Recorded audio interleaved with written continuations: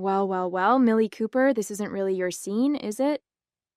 The voice stopped me mid-step as I was following the maitre d' to my table at L'Artiste, Chicago's only three-star Michelin restaurant.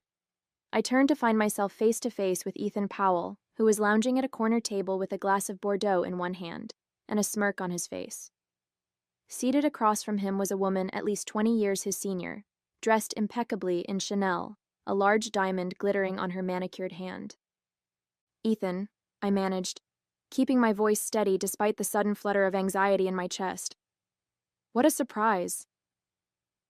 "I bet," he replied, his eyes traveling over my outfit with poorly disguised judgment. "Don't worry, the waiters here are used to explaining the menu to newcomers. Though I doubt you'll appreciate the culinary artistry. Remember how you used to think Olive Garden was fancy Italian?" The woman beside him shifted uncomfortably. "Ethan, don't be rude." "Just catching up with an old friend, Vivian," he told her, patting her hand dismissively. "Millie and I go way back. We dated in college before I upgraded my standards. I'm Millie Cooper, 30 years old, and until this moment, I'd been looking forward to a quiet business dinner at L'Artiste. I'd spent the afternoon finalizing details for a new product line with my team and wanted to celebrate the successful partnership that had doubled our company's revenue in the past year. What I hadn't wanted was to run into the man who'd shattered my heart 7 years ago, especially not while he was clearly playing boy toy to a wealthy older woman. "Madam, your table is ready whenever you are," the maitre d' murmured discreetly beside me. Ethan raised an eyebrow. "You're dining alone? Bold choice for someone who used to be too intimidated to order coffee without me there to help." "Actually," I began, but he cut me off. "Let me guess, you're here to network. Still trying to break into the food industry with that little blog of yours?" His laugh was sharp-edged, designed to wound. "Some advice from an old friend. Places like this are for people who've actually made it, not aspirational tourists." The woman, Vivian, looked mortified now. "Ethan, that's enough." But the damage was done. 7 years melted away in an instant, and I was once again the insecure culinary school dropout who'd believed Ethan when he said I'd never succeed without him. The girl who'd cried for weeks after he'd left her for a woman who could open doors to the exclusive world he'd always craved. "Your usual table by the kitchen window is prepared, Ms. Cooper," the maitre d' said, a bit louder this time. "Chef Daniels mentioned he's looking forward to getting your feedback on the new tasting menu." Ethan's smirk faltered slightly. Before I could respond, my phone chimed with a text message. I glanced down to see it was from Gabriel. "Running 10 minutes late. Order the Krug Grande Cuvée for us, and don't let anyone steal my wife before I get there." As I looked back up, I caught Ethan staring at my left hand, where a platinum wedding band now sat. His expression shifted into something calculating, and I realized with a sinking feeling that our unexpected reunion was just beginning. Ethan and I met during my second year at the Culinary Institute in New York. He was charismatic, ambitious, and seemed genuinely interested in my dream of creating accessible gourmet food products. We'd bonded over shared childhood experiences, both raised in working-class families in Michigan, both determined to escape our modest beginnings.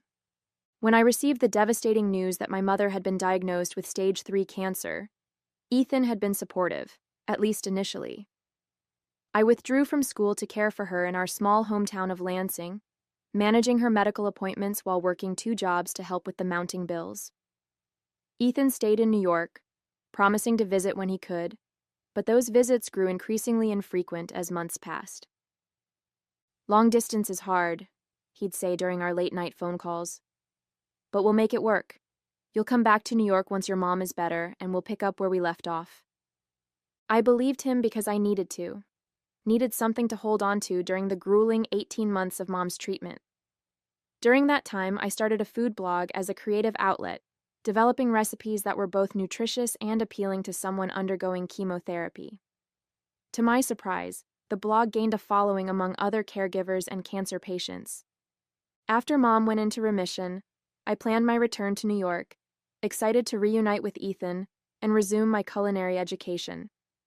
That's when everything fell apart. I've met someone, he told me over the phone, his voice casual, as if he were commenting on the weather. Her name is Veronica.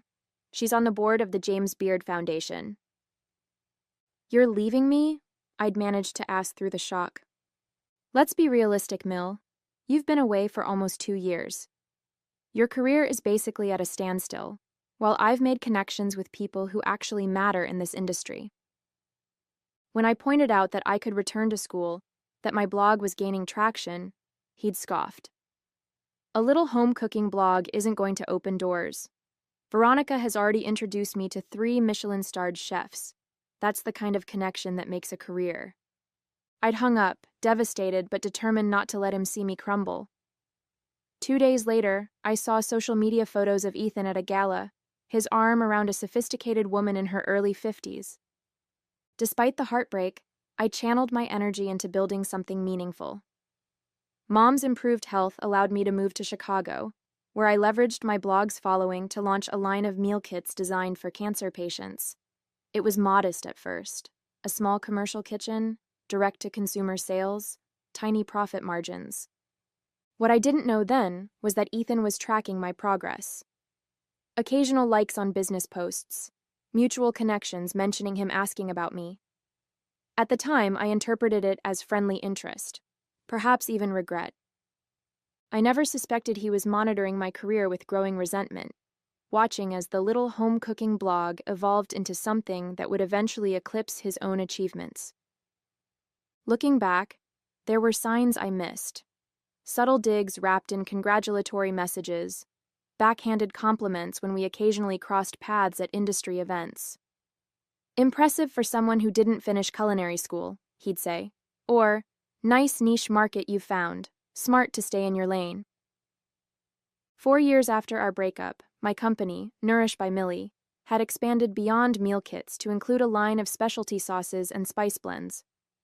We'd just been featured in Food and Wine magazine when I received an email from Ethan with the subject line, "Congratulations, potential collaboration." It seemed professional, friendly even. He explained that he was now the executive chef at Veronica's newly opened bistro in Manhattan and proposed carrying my products in their retail section. Your story would resonate with our clientele, he wrote. Plus, it would be great to reconnect after all this time. Against my better judgment, I agreed to meet him during my next trip to New York. The bistro was elegant without being pretentious, and seeing Ethan in his chef whites, confidently directing his kitchen staff, I felt a twinge of what might have been nostalgia. You've done well for yourself, he said, giving me a tour of the restaurant.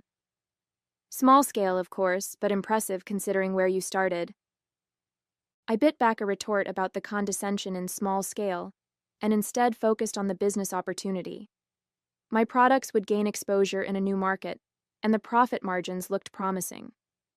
Over lunch, Ethan reminisced about our time together, carefully editing history to cast himself in a more favorable light. I always knew you had potential, he insisted. Sometimes people need space to grow in different directions. By dessert, he'd proposed an exclusive partnership. My products would be available only at his bistro in the New York market for 1 year, with potential to expand to Veronica's other restaurants if sales were strong. Speaking of Veronica, I ventured, will she be involved in this decision? Ethan's expression tightened momentarily. Veronica and I have transitioned to a purely professional relationship. She's more of a mentor now. I later learned from an industry contact that Veronica had ended their romantic relationship over a year earlier, but continued to support his career. Apparently, she'd tired of his youthful arrogance, as my contact delicately phrased it. We finalized the partnership details over the next few weeks. I was cautiously optimistic about this professional reconciliation, even allowing myself to wonder if Ethan had genuinely matured. The contract was set to begin the following month, with an initial order large enough to justify expanding my production capacity. 3 days before the launch, I received a terse email. Need to postpone the partnership indefinitely. Unforeseen circumstances. We'll be in touch. Confused and concerned, I called Ethan repeatedly. No answer. I reached out to his sous chef, who reluctantly revealed that Ethan had left the bistro and New York abruptly. Apparently, he'd accepted a position at an upscale resort in Aspen, working for another wealthy older woman who'd been impressed by both his culinary skills and his charm. The expanded production capacity I'd invested in now threatened to bankrupt my company. Thousands of dollars in specialty packaging with exclusively for Veronica's Bistro labels sat in my warehouse, unusable. 3 new employees hired specifically for the increased production faced potential layoffs. When I finally reached Ethan a week later, his response was breathtakingly callous. Business opportunities change. You should know that better than anyone. Maybe this is a sign you should stick to your little blog and meal kits. Not everyone is cut out for the big leagues. I sat in my office that evening, surrounded by invoices for equipment I couldn't afford and payroll obligations I couldn't meet, realizing that Ethan hadn't changed at all. He was still the same selfish opportunist, willing to step on anyone, including me, especially me, to advance his own interests. For the first time since our breakup, I allowed myself to cry over Ethan Powell, not for love lost, but for my own foolishness in trusting him again. When the tears dried, they were replaced by a cold, clear determination. I would save my company, my employees' jobs, and my reputation, and I would never allow Ethan to impact my life again. What I didn't realize then was that our paths were destined to cross once more, under circumstances neither of us could have predicted. The collapse of the partnership with Ethan nearly destroyed everything I'd built. I had 2 weeks of operating capital left, thousands in debt, and a warehouse full of unusable product. In desperation, I reached out to every contact in my network, searching for alternative distribution channels. Most responses were sympathetic but unhelpful, until I received a call from Maya Jensen, a former blog subscriber who now worked in product development for Whole Harvest, a national grocery chain known for featuring artisanal brands. "I've been following your company since the blog days," Maya said. "Send me samples of everything you've got, including the bistro line. I think there's a fit with our premium stores." It was a lifeline, but barely. Even if Whole Harvest picked up my products, the timeline for onboarding new vendors typically took months. I needed a solution in weeks. I made the difficult decision to be transparent with my team. "I've failed you," I admitted during our emergency meeting. "I let a personal connection cloud my business judgment, and now our company is at risk." To my surprise, instead of anger or resignation, I was met with determination. My small team rallied, proposing cost-cutting measures and alternative revenue streams.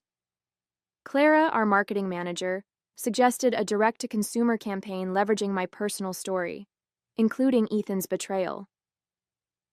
"People connect with authenticity," she insisted. "A Save Nourish campaign could generate immediate cash flow while we secure long-term distribution." It felt uncomfortably vulnerable, but I agreed.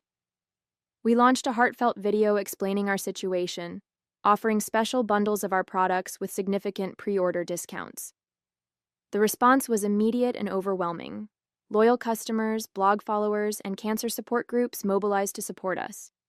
As we scrambled to fulfill orders, Maya called with unexpected news.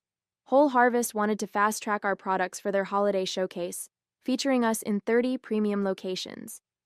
It wasn't a complete solution, but combined with the direct sales, it would keep us afloat. Just as things were looking up, I received an email from an unfamiliar address, vivian.hargrove@hargrovehospitality.com.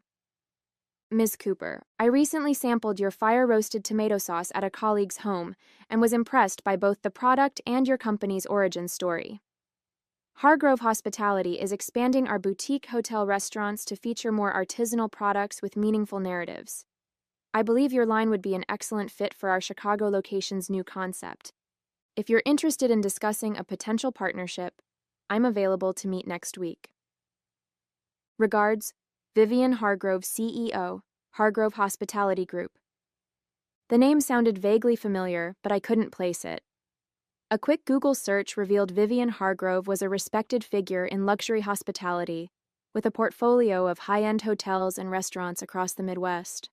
This could be the game-changing opportunity we needed.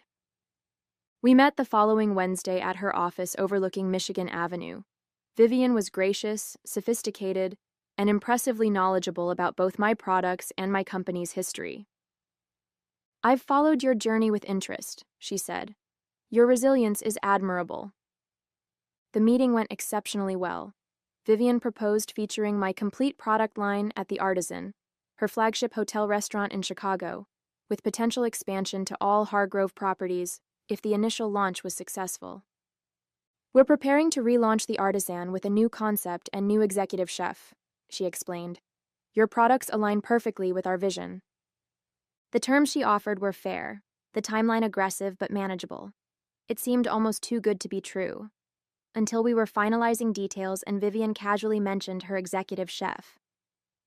"He's quite talented, though sometimes his ego exceeds his abilities," she said with a slight smile. "You might know him, Ethan Powell. He mentioned you were acquaintances from culinary school." My blood ran cold. "Ethan is your executive chef?"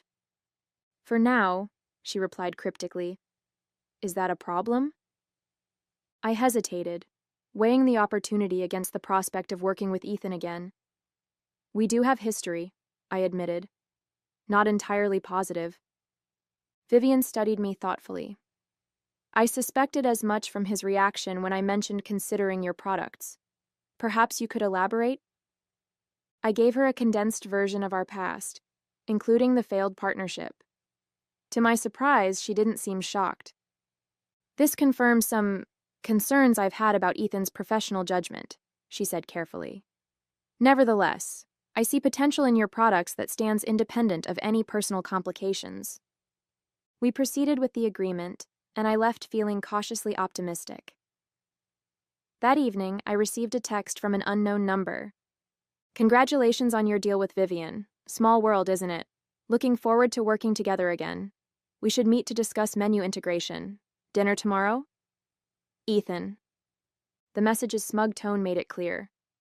Ethan believed he had the upper hand in this situation, that somehow, despite his previous betrayal, I would be forced to accommodate him to secure this crucial partnership. What he didn't know was that I was no longer the same woman who had trusted him, twice, and paid the price. This time, I would be prepared. I agreed to meet Ethan at a casual bistro, neutral territory where we could discuss the partnership professionally. When I arrived, he was already seated, his expression smug as he watched me approach. "Millie," he greeted me, rising slightly. "You're looking, well..." The hesitation was deliberate, a subtle critique of my simple black dress and minimal makeup. I refused to take the bait. "Thanks for meeting me," I replied, keeping my tone businesslike. "I think it's important we establish clear parameters for this collaboration." Ethan signaled the waiter for another glass of wine. "Always so serious. Relax, Mill. This is a good thing for both of us. Your little sauces get the prestige of a Hargrove restaurant, and I get to help an old friend." "Help?" I raised an eyebrow. Interesting choice of word considering our history. He had the decency to look slightly abashed. Ancient history. We've both moved on clearly. His eyes flicked to my wedding ring. "Who's the lucky guy anyway?" "That's not relevant to our business discussion," I deflected. "Let's focus on how we'll integrate my products into your menu." "Fair enough," he conceded. "Though I should clarify, it's my menu. I'll decide which of your products to feature and how they'll be used." The next hour was an exercise in restraint, as Ethan outlined his vision, which essentially involved using my products as minor components in dishes that would primarily showcase his culinary techniques. "Your tomato sauce has potential as a base for my signature seafood cioppino," he explained condescendingly, "with proper enhancement, of course." "The sauce is designed to stand on its own," I pointed out. "Altering it significantly defeats the purpose of the partnership." Ethan's smile tightened. "Millie, this is a 3-star restaurant, not a home kitchen. Everything needs refinement to meet our standards." By the end of dinner, it was clear Ethan intended to minimize my product's presence while leveraging the partnership for his own reputation. As we were preparing to leave, he delivered his final blow. One more thing, Vivian suggested we do some joint media appearances to promote the launch. Given your limited experience with high-end press, I'd be happy to take the lead. I appreciate the offer, I replied carefully, but I've done quite a bit of media for my brand already. Blog interviews and local morning shows aren't quite the same as the national platforms Vivian has lined up, he countered. Trust me on this, Mill. I know what appeals to the luxury market. I managed to maintain my composure until I was safely in my car, then let out a frustrated groan. Ethan wasn't just planning to undermine my products. He was positioning himself to take credit for their success and potentially damage my brand's reputation in the process. When I arrived home, I found Gabriel in our kitchen, testing recipes for his new seasonal menu. The sight of him, focused, creative, passionate without being pretentious, was a striking contrast to the evening I'd just endured. "How was it?" he asked, looking up from his notes. "Exactly as expected," I sighed. Ethan is still Ethan. Gabriel wiped his hands on a towel and pulled me into a hug. "I'm sorry, love. What's your next move?" Before I could answer, my phone chimed with an email from Vivian Hargrove. "Millie, I hope your meeting with Ethan was productive.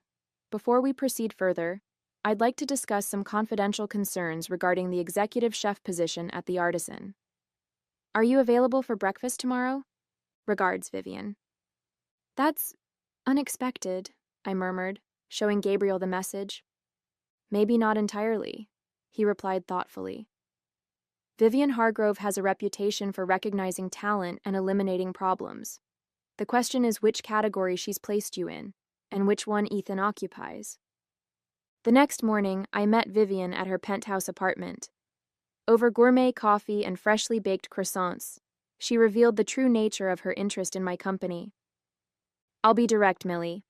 I'm considering significant changes at the Artisan, including the executive chef position." I blinked in surprise. "You're firing Ethan?" "Let's say I'm reevaluating our arrangement," she replied carefully. "Ethan has technical skill, but he lacks something essential: the genuine passion and integrity I value in my culinary partners." She paused, studying me intently. "What I'm about to propose may seem unusual, but I've done my research. Your culinary background, combined with your product development expertise and compelling personal story, makes you an ideal candidate to help reshape the Artisan's identity." "You're offering me Ethan's job?" I asked incredulously. "Not exactly," Vivian clarified. "I'm offering you something more significant, a partnership. Your product line featured exclusively at the Artisan, with you serving as culinary director, developing the menu concept, training the kitchen staff on your techniques, and becoming the public face of our rebranded restaurant." The proposition was stunning, a complete reversal of the power dynamic Ethan had established. But it also presented an ethical dilemma. Despite everything, deliberately taking Ethan's position felt uncomfortably like the vindictive behavior he'd exhibited toward me. Sensing my hesitation, Vivian added, "This isn't about personal vendettas, Millie. It's a business decision. Ethan was always a temporary solution while I sought the right partner for my vision. The fact that you have history is coincidental, though perhaps karmic." As I considered her offer, my phone buzzed with a text from Ethan. "Vivian loved my ideas for your products. We're proceeding with my vision. Congratulations on finally making it to the big leagues, even if it's just as a supplier." And just like that, my ethical concerns evaporated. The following weeks were a carefully choreographed dance of preparation and secrecy. Vivian and I agreed that Ethan should remain unaware of the coming changes until all arrangements were finalized. Meanwhile, I would proceed with the partnership as planned, allowing him to believe he was in control of the situation. "It's not deception," Vivian assured me when I expressed discomfort with the approach. "It's strategic timing. Ethan's contract includes a performance review clause that gives me complete discretion regarding his continued employment." I threw myself into developing a comprehensive concept for the Artisan's reinvention. By day, I ran Nourish and participated in planning meetings with Ethan, where I nodded agreeably at his increasingly pretentious menu ideas. By night, I worked with Gabriel and my team on a vision that would showcase both my products and the artisan's potential. 3 weeks before the scheduled launch, Vivian called an all-staff meeting at the restaurant. Ethan positioned himself prominently at her side, clearly expecting some sort of endorsement or announcement about his brilliant new menu concept. As you know, we've been preparing for a significant relaunch, Vivian began. Today, I'm pleased to announce our new culinary partnership with Nourish by Millie. Ethan smiled smugly, reaching to shake my hand for the cameras documenting the event. What you may not know, Vivian continued, is that Millie Cooper isn't just a successful product developer. She's also a culinary visionary, whose personal journey from food blogger to industry innovator embodies exactly what the artisan aims to represent. Ethan's smile faltered slightly as Vivian gestured for me to join her. Effective immediately, Millie will be joining our team as culinary director, overseeing the complete reconceptualization of the artisan's menu and dining experience. The room erupted in applause as Ethan's expression shifted from confusion to shock and finally to anger. "What exactly does that mean for my position?" he asked, his voice tight. Vivian answered smoothly. "We'll discuss the details privately, but essentially, you'll be reporting to Millie on all culinary matters moving forward." The meeting continued with a presentation of the new concept, a seasonal narrative-driven menu that celebrated the stories behind exceptional ingredients. Throughout, Ethan remained rigid with barely contained fury. Afterwards, he cornered me in the kitchen. "Is this your idea of revenge?" he hissed. "You manipulated Vivian just to get back at me?" "This is business, Ethan," I replied calmly. "Vivian made a decision based on what's best for her restaurant." "I won't work under you," he declared. "It's professionally demeaning, and frankly, absurd. You didn't even finish culinary school." I met his gaze steadily. "That's your choice. I'm sure Vivian will accept your resignation if that's what you decide." His face flushed with anger. "This isn't over." Later that day, I learned that Ethan had gone directly to Vivian, threatening to quit unless my role was reconsidered. To my surprise, she had accepted his resignation on the spot and announced it to the kitchen staff. "The timing is unfortunate," she told me over the phone, "but perhaps it's for the best. A clean break allows us to move forward without lingering tension." While I agreed in principle, Ethan's abrupt departure created immediate practical challenges. The head sous chef was competent, but inexperienced with menu development. The kitchen staff, accustomed to Ethan's autocratic style, seemed uncertain about the new hierarchy. And most critically, we now had less than 3 weeks to finalize and test an entirely new menu before the high-profile relaunch. I called an emergency meeting with my Nourish team and Gabriel, explaining the situation. "I need to be on site at the Artisan full-time until this is resolved," I concluded. "Can you handle things here?" They assured me they could manage Nourish's operations temporarily, but Gabriel looked concerned. "You're taking on an impossible timeline," he warned. "Even established restaurant teams need months to develop and perfect new concepts." "I don't have months," I replied. "This opportunity won't come again." The next 20 days were the most intense of my professional life. I practically lived at the Artisan, working alongside the kitchen staff to develop and refine dishes that told a cohesive story, while featuring my products organically within the menu. Progress was uneven, complicated by passive resistance from a few staff members loyal to Ethan. Just when we seemed to be finding our rhythm, disaster struck. 1 week before the relaunch, food critic and influencer Dominic Walsh posted an exclusive preview of the Artisan's troubles on his widely followed blog. Sources close to the Artisan report chaotic conditions following the unexpected departure of executive chef Ethan Powell. Owner Vivian Hargrove has reportedly replaced him with Millie Cooper, a home economist with no formal culinary training or restaurant experience. Industry insiders are skeptical about this unconventional choice for one of Chicago's most prestigious dining establishments. The damaging post, clearly fed by Ethan, was already generating buzz in culinary circles. Reservation cancellations began trickling in, and several planned media features were put on hold, pending the actual launch. Vivian called me to her office, her expression grave. This is problematic, Millie. The hospitality industry runs on perception as much as reality. I nodded, feeling a familiar sinking sensation. Once again, Ethan had found a way to sabotage me just as success seemed within reach. But this time, I refused to accept defeat. Give me 24 hours, I told Vivian. I think I know how to turn this around. 7 years after Ethan dumped me for Veronica, I was celebrating the second anniversary of the Artisan's wildly successful relaunch. What had begun as a crisis had transformed into a triumph. My emergency solution to Dominic Walsh's damaging post had been to host an intimate preview dinner for select food writers and social media influencers, allowing them to experience the new concept firsthand rather than relying on rumors. The authentic, story-driven menu had resonated powerfully, generating the positive buzz we needed to survive the initial controversy.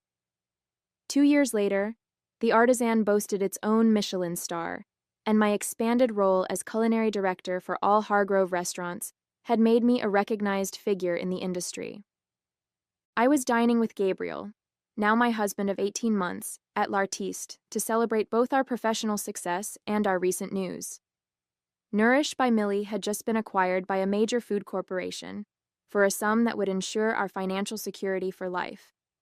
That's when I spotted him, Ethan, seated near the entrance with a significantly older woman dripping in expensive jewelry. He looked essentially the same, perhaps a bit thicker around the middle, his once boyish features now sharpened by ambition and disappointment. When he noticed me, his initial shock quickly morphed into a sneer. After excusing himself from his companion, he stopped by our table. Well, Millie Cooper, he drawled, pointedly ignoring Gabriel. This isn't really your scene, is it?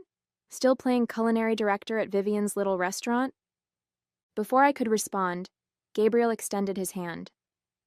Actually, it's Millie Daniels now. I don't believe we've formally met. Gabriel Daniels? Ethan's brow furrowed slightly as he reluctantly shook Gabriel's hand. Daniels? Why does that sound familiar? Perhaps because I own this restaurant, Gabriel replied pleasantly. Among others. The color drained from Ethan's face as understanding dawned. You're that Gabriel Daniels? The Gabriel Daniels? The very same, Gabriel confirmed, slipping his arm around my waist. Though these days I'm perhaps better known as Millie's husband, but then again, in culinary circles, who isn't? He smiled warmly at me. My brilliant wife's empire now includes 15 restaurants and a product line in every premium grocery store in the country. Ethan stood frozen, visibly processing this information. Don't you know who she is? Gabriel continued, his tone conversational but pointed.